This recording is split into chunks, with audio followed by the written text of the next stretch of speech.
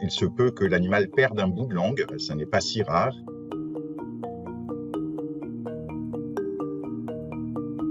Alors, les chenilles processionnaires sont des insectes qui sont susceptibles de provoquer chez l'homme comme chez l'animal des inflammations. On est susceptible de se retrouver avec des petits boutons sur les bras ou sur le visage, ou en particulier les chiens, lorsqu'ils vont croiser ces chenilles, eh bien, sont susceptibles d'être eux aussi contaminés, et ça peut créer des lésions, soit sur les yeux, soit au niveau de la bouche, et plus particulièrement au niveau de la langue des chiens. Le chien, en mettant le nez au sol pour sentir les différentes odeurs, peut rentrer en contact avec ces chenilles qui, lorsqu'elles vont être stressées, vont libérer dans l'air qui les entoure des poils microscopiques qui contiennent la toxine, et cette toxine peut rentrer en contact avec la bouche du chien et donc la langue, et être à l'origine de ces lésions.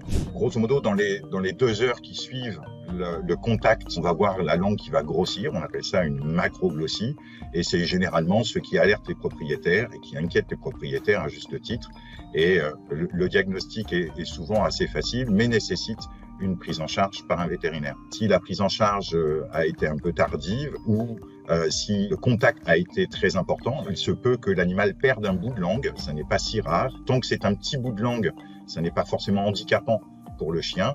Par contre, si la contamination a été très importante et que la perte de langue est importante, ça peut être compliqué et inquiétant. Ça peut, dans certains cas, être à l'origine du décès de l'animal. Le décès est relativement rare. Ça concerne des cas où l'animal a été en contact avec des grandes quantités de toxines et que ces toxines ont touché les voies aériennes. Il est possible que ça aboutisse au décès de l'animal, mais je voudrais insister sur le fait que ces décès sont rares et sont d'autant plus rares que la prise en charge par un vétérinaire est rapide. La tenue en laisse permet effectivement de maîtriser la promenade de l'animal, mais vous savez que ces chenilles font quelques centimètres. Il faut avoir l'œil aguerri pour les trouver lorsqu'elles se déplacent au sol. C'est surtout éviter les zones où il y a des chenilles processionnaires. On évite de promener son chien dans ces zones-là. C'est souvent le meilleur moyen de prévention. La région parisienne est touchée depuis quelques années par les chenilles processionnaires. Elles ne sont pas encore très abondantes,